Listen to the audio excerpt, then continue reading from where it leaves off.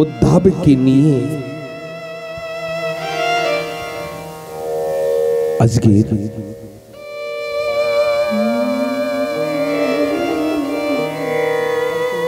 গোপীদের ঘরে ঘরে যে জিজ্ঞাসা করছেন, ওরে গোপী, আমার যশোদা এসেছেন নাকি? সম্পূর্ণ গোপীগণ বলছেন এসেছিল, কিন্তু এই পথ ভেঙে সিধা চলে গিয়েছে। এদিকে উদ্ধব তিনি তাকিয়ে দেখছেন, একটি পাগলিনী মা তিনি পথের পরে ধুলাই কিছু এক জায়গা করিয়ে ওই ধুলাকে নিজের পক্ষে জড়িয়ে ওই থাবিয়ে থাবিয়ে ধুলার পরে যেমন সন্তানকে ঘুম পড়ান না, তেমনি ঘুম পড়াচ্ছে। উদ্ধব তিনি দেখে বুঝতে পেরেছেন এই সেই মা যশোদা যিনি ওই ধুলার পরে থাবিয়ে থাবিয়ে ঘুম পড়ানো গান করছে। এই সেই মা দূর থেকে মা যশোদাকে উদ্ধব দূর থেকে প্রণাম করছেন, বলছেন মা প্রণাম। আর মা যশোদা কি বলছেন জানেন? এই চুপ কর, কি কথা বলছিস? জোরে কথা বলিস না, আমার সন্তান কৃষ্ণর ঘুম ভেঙে যাবে, ও এখনই খেলা করতে যাবে না তোদের সঙ্গে, তুই ওখান থেকে চলে যা, সরে যা। আজকে এই ঠাকুর ভক্তগণ নন্দ বাবা ছুটি এসে যশোদাকে ডেকে বলছেন, যশোদা, ও যশোদা, তুমি আর কেঁদো না। আজকের আমাদের জীবনে একটি সুখের দিন এসেছে। আমাদের কৃষ্ণ খবর পাঠিয়ে দিয়েছে, ওই মথুরা থেকে উদ্ধব এসেছে, উদ্ধবকে পাঠিয়ে দিয়েছে। মা যশোদা ধুলার পরের থেকে উঠে দুই নয়ন মুছে আগের দিকে হাত করে বলছেন, কই উদ্ধব, কোথায় তুমি? আমার কৃষ্ণ তোমাকে পাঠিয়ে দিয়েছে। আর উদ্ধবের হাত ধরে মা যশোদা তিনি বলছেন, উদ্ধব রে, চলো ঘরে ফিরে যাই। তুমি কত সময় হয়েছে হয়তো প্রসাদ পাও নাই, আজকে আমি নিজে হাতে তোমার জন্য প্রসাদ তৈরি করব। বাবা, মা যশোদা রাজভবনে রান্নাঘরে রান্না করতে যাচ্ছে, আর মাকড়সার জালগুলো সরিয়ে দিচ্ছেন, এদিক ওদিকে করে সরিয়ে দিচ্ছেন। উদ্ধব তিনি দুই হাতে জোড়ে করে নন্দ বাবাকে বলছেন, বাবা বাবা, এই রান্নাঘরে কতদিনে রান্না হয় নাই। নন্দ বাবা বলছেন, উদ্ধব রে, যেদিন থেকে কৃষ্ণ ব্রজধাম ছেড়ে চলে গিয়েছে সেদিন থেকে এই ঘরে কোনোদিন রান্না হয় নাই। আজকে তুমি এসেছো না, তোমাকে সেই কৃষ্ণ পাঠিয়ে দিয়েছে না, তাই ওই যশোদা কৃষ্ণ চিন্তন করে আজকের প্রসাদ তৈরি করতে যাচ্ছে। আর মা যশোদা সুন্দর করে রান্না করে একটি স্বর্ণ থালে করে এনে উদ্ধবের সম্মুখে দিয়েছে। উদ্ধব কি করছেন জানেন? যে সময় প্রসাদ ধরতে যাচ্ছে অন্ন প্রসাদ মা উদ্ধবের হাতিটি ধরে বলছেন, উদ্ধব তুমি ওই হাত দিয়ে প্রসাদ পাবে না কৃষ্ণ। আমি প্রসাদকে মাখিয়ে মাখিয়ে উদ্ধব আমি তোমার মুখে তুলে ধরবো, আর আমি চিন্তন করবো আমার কৃষ্ণর মুখে আমি প্রসাদ তুলে ধরছি। একটি মা সন্তানকে খাইয়ে জয় আনন্দ পায়, আমি সেই আনন্দ পেতে চাই। কতদিন এই হাত দিয়ে আমার কৃষ্ণকে আমি খাইয়ে দিই নাই, আজকে তোমাকে পাঠিয়ে দিয়েছি। আমি চিন্তন করি আমার কৃষ্ণ এসেছে। ভগবানের মায়ের হাতের প্রসাদ অমৃতময়। উদ্ধব পেট ভরে প্রসাদ পেয়েছে। আরে জানেন বাবা, ওই পালঙ্গর পরে বিরাজমান হয়েছে, যে পালঙ্গর পরে কৃষ্ণ শয়ন করতেন, আর পালঙ্গের নিচে মা যশোদা তিনি অন্যদিকে ফিরে বসে আছেন, পাগলিনীর বেশ ধারণ করে বসে আছেন অন্যদিকে ফিরে। নন্দ বাবা পালঙ্গের নিচে মাটিতে বসে দুই হাতে জোড় করে বলছেন, উদ্ধব রে, আমি শুনেছি কৃষ্ণ কংসকে বধ করে কংসের পিতা উগ্রসেনকে রাজা তৈরি করেছে, খুব ভালো। কিন্তু ওরে উদ্ধব, একটি কথা জিজ্ঞাসা করব, তুমি বলবে? উদ্ধব বলছেন, বলো বাবা, কোন কথা জিজ্ঞাসা করতে চাও? নন্দ বাবা বলছেন, আমাদের কৃষ্ণ কি কখনো আমাদের কথা বলে? মা যশোদা তিনি বলছেন, নন্দ বাবাকে বলছেন, বারবার ওই কৃষ্ণের কথা কেন মনে করেন? কৃষ্ণ আমাদের কথা কেন মনে করবে? আমি তো গর্ভধারিণী মা হতে পারি নাই, ও তো এখন জন্মদাতা পিতা গর্ভধারিণী মা পেয়েছেন, আমাদের কথা কেন মনে করবেন? আমি ওকে কয়েকদিন লালন পালন করেছি এই কোলে করে, ও আমাদের কথা কেন মনে করবেন? ও আমাদের ভুলে গিয়েছে।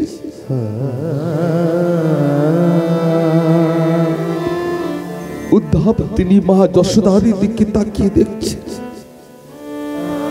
মা উপরের দিকে বলছেন, আমি কৃষ্ণকে ভুলে গিয়েছি। কিন্তু মা যশোদারি ওই ভিতরে সবকিছু ভেঙে চুরমার হয়ে যাচ্ছে, আর মনে মনে কৃষ্ণ কৃষ্ণ বলে কাঁদছে। উদ্ধব পালঙ্গর পরের থেকে নেমে মা যশোদারে দুই চরণ জুটে জড়িয়ে ধরে বলছেন, মা ধন্য আপনার মানব জনম, যে গর্বে যে কোলে আমার ঠাকুরই তিনি লালন পালন হয়েছে, সেই মানবী ধন্য। ও মা, তোমার ওই চরণে ধুলি আমার মস্তকে দাও, আমি আমার মনুষ্য জন্মই ধন্য হয়ে যাবে। উদ্ধব দুই হাতে জোড় করে বলছে, বাবা কৃষ্ণ তো ভগবান, এক জায়গায় থাকলে কি হবে? এই পৃথিবীর ভার নামাতে তো হবে। মা যশোদা কি বলছেন জানেন? উদ্ধব রে, তুমি আমার কৃষ্ণকে ভগবান বলবে না, আমার কৃষ্ণ আমারই সন্তান। উদ্ধব, আমার কৃষ্ণ কবে আসবে? আমি যে কৃষ্ণ হারা হয়েছি, আমার কৃষ্ণ কবে আসবে? আমি কতদিন কৃষ্ণের মুখে স্থল থেকে মা ডাক শ্রবণ করি নাই, আমার কৃষ্ণ কবে আসবে? তাকিয়ে দেখো নবলক্ষ গাবি সকলেই দাঁড়িয়ে দাঁড়িয়ে কৃষ্ণ কৃষ্ণ বলে কাঁদছে। আমার মা যশোদা কি বলছেন, ওই গাভীগুলি কাঁদতে কাঁদতে নয়নে জল মাটিতে পড়ে, ওই জায়গা ভিজে, ওখানে ঘাস তৈরি হয়েছে, কিন্তু ওই গাভী ঘাস পায় না।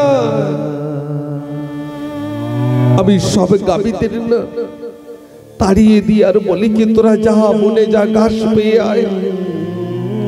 কিন্তু যেদিন থেকে কৃষ্ণ গিয়েছে সেদিন থেকে এই নবলক্ষ গাভী, একটা গাভী ওই বনে যায় নাই ঘাস পেতে, ওই দাঁড়িয়ে দাঁড়িয়ে কৃষ্ণ কৃষ্ণ বলে কাঁদছে। উদ্ধব তাকিয়ে দেখছেন, সকলে গাভীদের চোখ দিয়ে অশ্রু ঝরছে, কৃষ্ণ কৃষ্ণ বলে কাঁদছে। মা যশোদা উদ্ধবকে নিয়ে ওই রাজভবনের থেকে বাইরে এসেছে। এমন সময় ওই গাছের থেকে, গাছের ভিতরের থেকে ওই বৃষ্টির মতন ঝরছে, বৃষ্টি ঝরছে।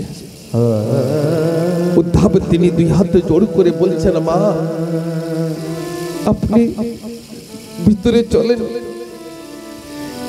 বৃষ্টি ঝরছে, আকাশের থেকে বৃষ্টি পড়ছে। মা যশোদা বলছেন, ওরে উদ্ধব বৃষ্টি নয়, এ ব্রজধামের পাখি সকলে ডালে এসে কৃষ্ণ কৃষ্ণ বলে কাঁদছে, সেই অশ্রু এসে নিচে এসে ঝরে ঝরে নিচে পড়ছে। সকলে একই কথা বলছে, ও মা আমাদের কৃষ্ণ কবে আসবে? আমরা যে কৃষ্ণ হারা হয়েছি, আমাদের কৃষ্ণ কবে আসবে? নন্দ বাবা উদ্ধবকে বলছেন, উদ্ধব রে, আমাদের যে কৃষ্ণ ভগবান না, আমরা ব্রজবাসী কেউ জানতে পারি নাই। উদ্ধব আমরা কেউ জানতে পারি নাই, আমরা তো সন্তান রূপে দেখেছি, আর যতদিন ধরাধামে জীবিত থাকবো আমরা সন্তান স্বরূপ আমার কৃষ্ণকে দেখবো। আমার কৃষ্ণ এই ধরাধামের মানবের জন্য ভগবান হতে পারে, কিন্তু আমাদের জন্য তো আমাদের সন্তানই। আমার কৃষ্ণকে যদি ভগবান না মানেন কোনো ব্যাপার নাই, কৃষ্ণকে নিজের সন্তান রূপে ডাকেন। কৃষ্ণকে যদি ভগবান না মানেন কোনো ব্যাপার নাই, কৃষ্ণকে ভাই রূপে ডাকেন, কৃষ্ণকে স্বামী রূপে ডাকেন। আপনি যেমন রূপে আমার ঠাকুরকে ডাকবেন, আমার ঠাকুর তেমন রূপে সন্তুষ্ট হয়ে আপনার পরে কৃপা করবেন। একটি গোপন কথা বলবো মা, এখানে বলেন তো কে কে গোপাল সেবা করেন? কার কার বাড়িতে গোপাল আছে একটু হাত উঁচু করে বলুন। একজন, দুইজন গোপাল আছে, তিনজন, চারজন, আর আছে নাকি গোপাল? বাস 6 জন। গোপাল সেবা করলে কি হয়? গোপাল সেবা করলে এহু জন্মে আনন্দ পাবেন আর পর জন্মে আনন্দ পাবেন। গোপাল সেবার বিষয়ে একটু বলে নি। আপনি যদি গোপাল সেবা করেন না মা, একটু কথা বলবো, ওই গোপাল আপনার সঙ্গে কথা বলবে, প্রত্যেক দিন আপনার সঙ্গে কথা বলবে। আপনি যদি গোপালকে প্রসাদ দিতে ভুলে যান या প্রসাদ দিতে দেরি হয়, তা আপনার গোপাল আপনাকে ডেকে ডেকে বলবে, আপনাকে ডেকে ডেকে বলবে, মা আমাকে খেতে দেবে না মা।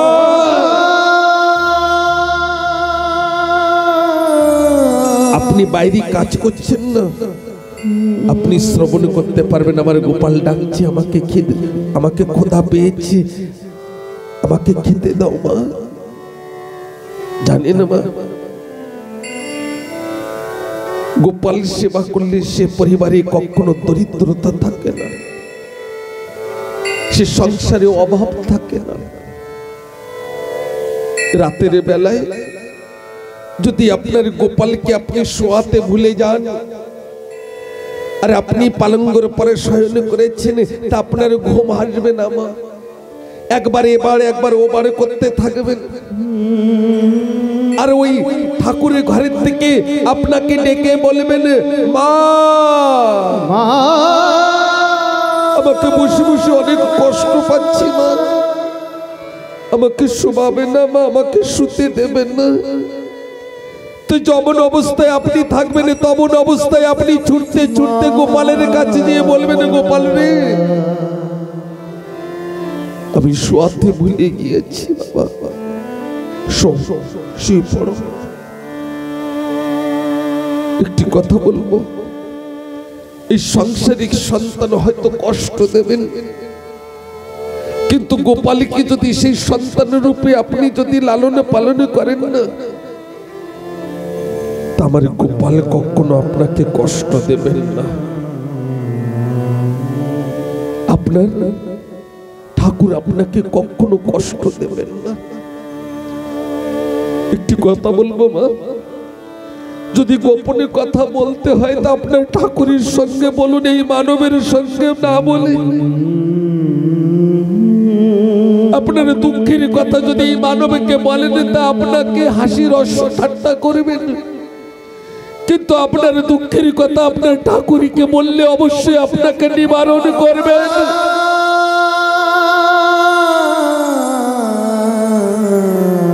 জীবনে তো অনেক ভালোবেসেছে মানবকে, বলেন না ভালোবেসে তো যাকে যাকে ভালোবেসেছেন সেই তো আপনাকে কষ্ট দিয়েছে, সেই তো আপনাকে দুঃখ দিয়েছে।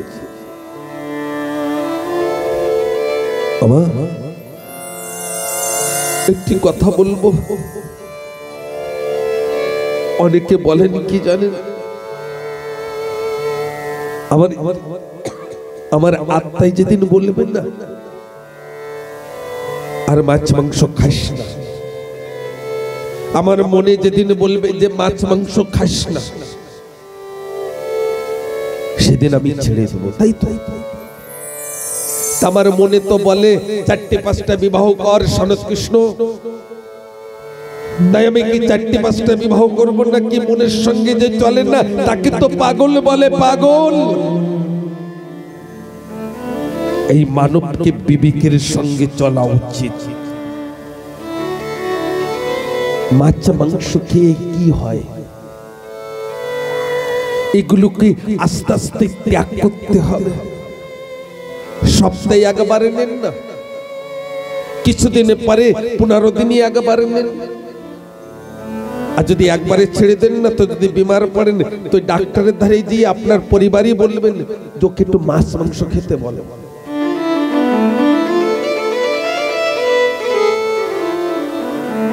হে ঠাকুর ভক্তগণ, এই মানব মাংসাহারী নয়, শাকাহারী। অনেকে বলেন না সর্বহারী, মিথ্যে কথা, মাংসাহারী নয় শাকাহারী। একটু গল্প কথা বলে নি, কেননা আমি জানি ইউটিউবের দ্বারাই অনেক দূর দূর মানব শ্রবণ করবেন, এই জন্য কথাকে বলে নি। এই মানব শাকাহারী না মাংসাহারী? আমি বলবো এই মানব শাকাহারী, মাংসাহারী নয়।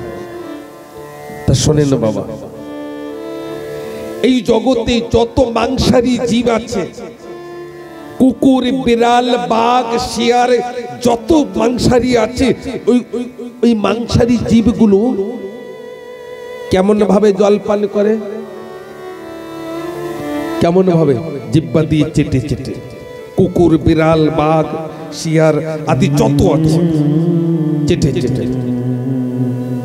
আর যত শাকারি জন্তু আছে যেমন গাভী, হরিণ, ছাগল, যা আছে শাকারি, তারা জল কেমন ভাবে পান করে? চুমুক দিয়ে। মাংসারি চেটে চেটে জিহ্বা দিয়ে, আর শাকারি চুমুক দিয়ে। বলেন এই মানব কিভাবে জল কি চুমুক দিয়ে পান করেন না চেটে চেটে জিহ্বা দিয়ে? ফার্স্ট নম্বর। দ্বিতীয় নম্বরে চলে আসে, যারা মাংসারি তাদের দাঁত নকুলা। নকুলা মাংসকে টেনে টেনে ছিঁড়ে ছিঁড়ে খাবারের জন্য। বাঘের দাঁত নকুলা, শিয়ারের দাঁত নকুলা, বিড়ালের দাঁত নকুলা, তাই না? কুকুরের দাঁত নকুলা। আর গাভীর দাঁত কেমন? পাট। হরিণের দাঁত কেমন? পাট। ছাগলের দাঁত কেমন? পাট। এই মানবের দাঁত কেমন? নকুলা, মাংসকে টেনে টেনে ছিঁড়ে ছিঁড়ে খাবারের জন্য না পাট? পাট নাকি? পাট। তাহলে এই মানব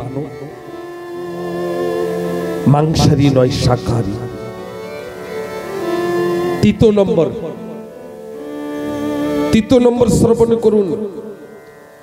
সায়েন্স বলছে, বড় বড় ডাক্তার বলছেন যে 100 গ্রাম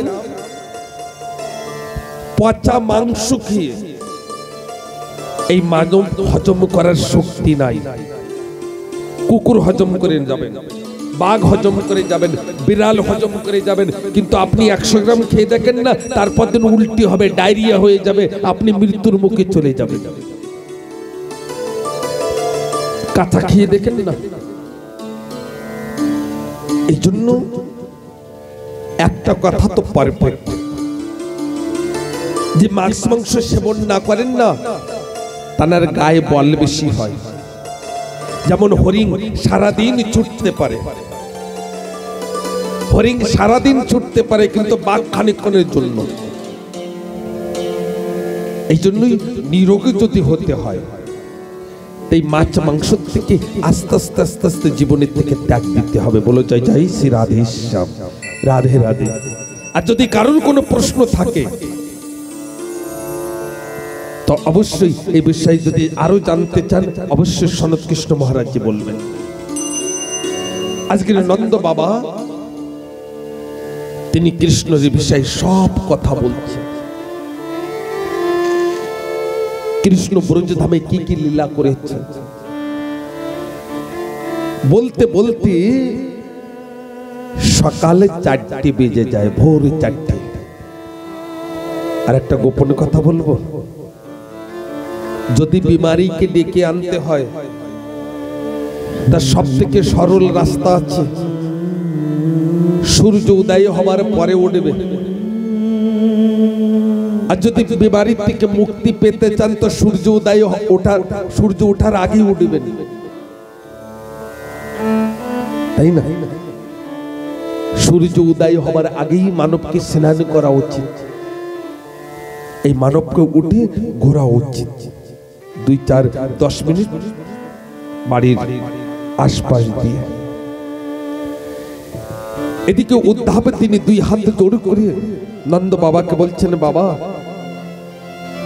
আপনি যদি বলেন তা আমি যমুনায় স্নান করতে যাব। নন্দ বাবা বলছেন ঠিক আছে যাও। এদিকে ব্রজধামে ওই মধুবনের ভিতরে, ওই যমুনার পাশে মধু বানাচ্ছে, আর ওই মধুবনের ভিতরে সমস্ত গোপীগণ সকলেই ওই কৃষ্ণ কৃষ্ণ বলে কান্না করছে। উদ্ধব ওই যমুনায় স্নান করতে গিয়েছেন বাবা। আর রাধারানী কাঁদতে কাঁদতে বলছে, ওরে ললিতা রে, এই বিশ্বকা তোরা এক কাজ কর, ওই শ্যামকুঞ্জের মাটি এনে যমুনার জল এনে আমার সর্ব অঙ্গে কৃষ্ণ কৃষ্ণ নাম লেখ। আমি যদি কৃষ্ণ নাহি পাই, ওই কৃষ্ণ নামেতেই আশঙ্কায়, কৃষ্ণ নামেতেই কৃষ্ণ আছে।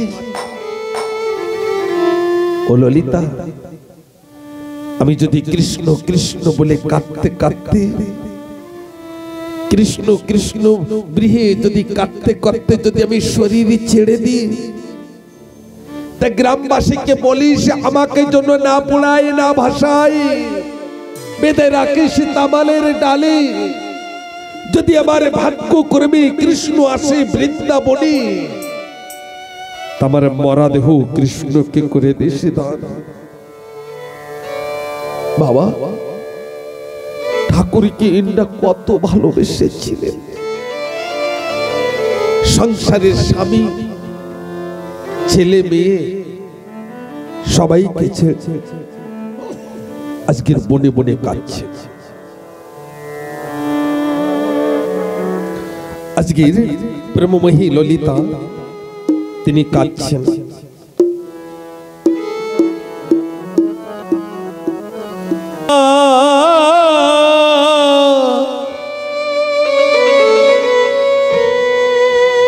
কি ফল হবে সখী প্রাণ বন্ধনা,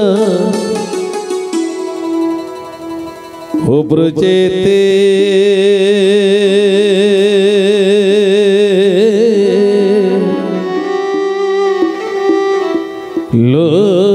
ললিতে।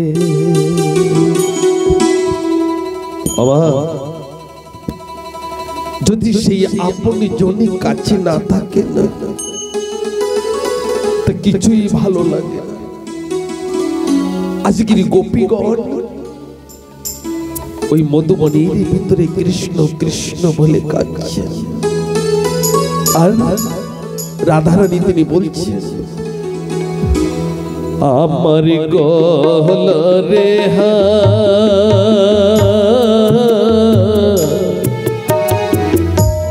কুলিনি ওহ গো ললিতে, গলায় হার পরে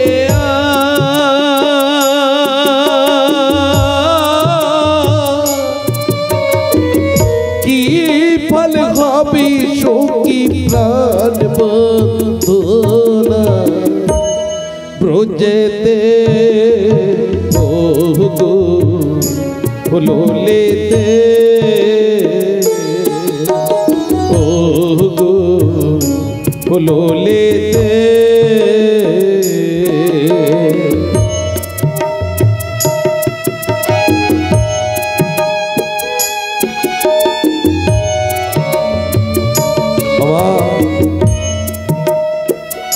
সমস্ত গোপীগণ কৃষ্ণকে স্বামী রূপে বরণ করেছিলেন। আজকের সেই গোপীগণ সকলে বনে বনে কাঁদছেন আর চিন্তন করছেন আমাদের আপনজন আমাদের কাছে নাই।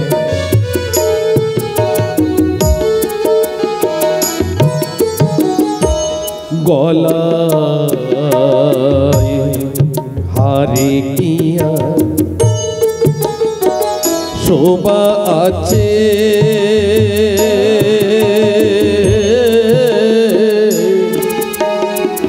চারশো পাতা সঙ্গে গেছে গো,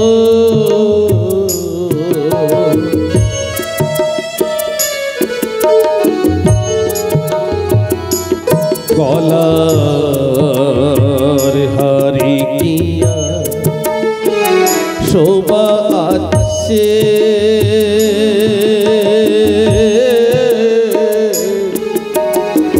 চারশো পাতার সঙ্গে গেছে গো। এখন কৃষ্ণ নামে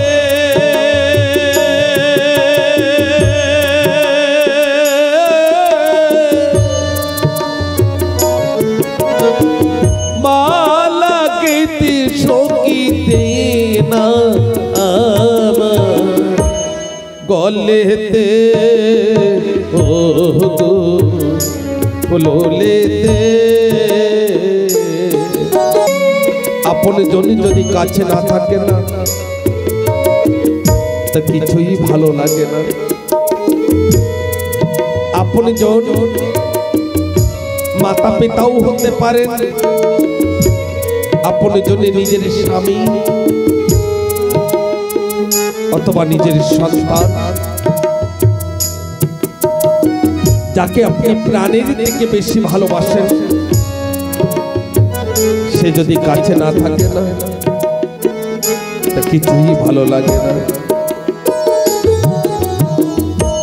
প্রাণের কৃষ্ণ যদি আসে দেশে,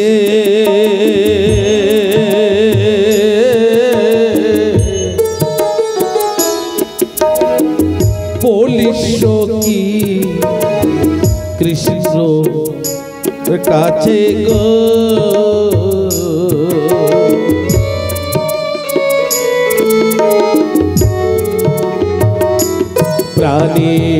প্রাণের কৃষ্ণ যদি আসে দেশে,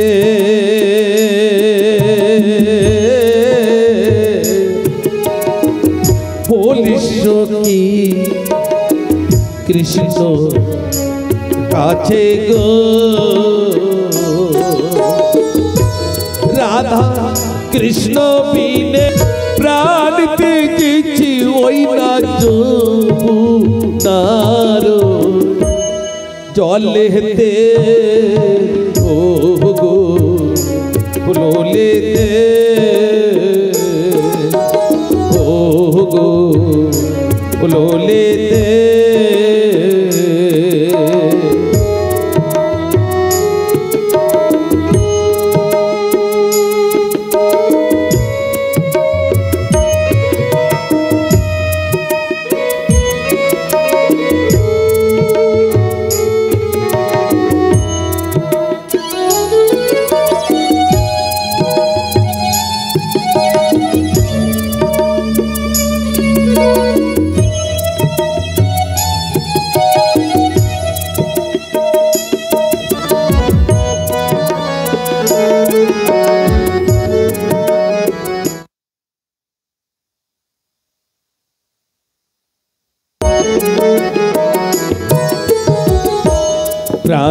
প্রাণের ললিতানে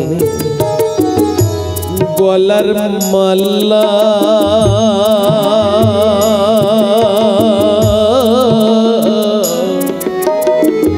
সুচিত্রানে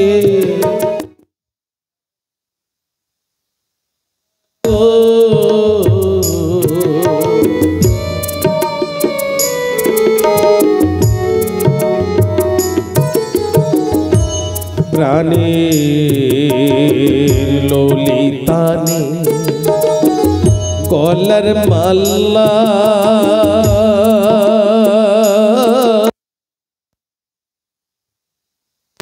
প্রাণে হাতে বালা গো,